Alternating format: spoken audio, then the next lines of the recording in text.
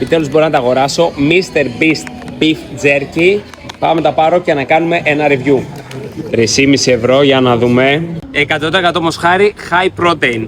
Νομίζω ότι θα έχει χάλια γεύση, δεν ξέρω γιατί. Ουφ.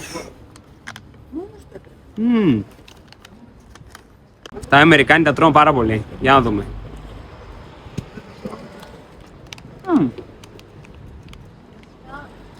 Οκ, δεν είναι τόσο χάλια όσο νόμιζα. Δεν έχει έντονη γεύση.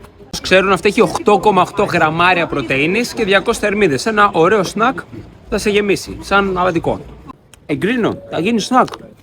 Αλλού.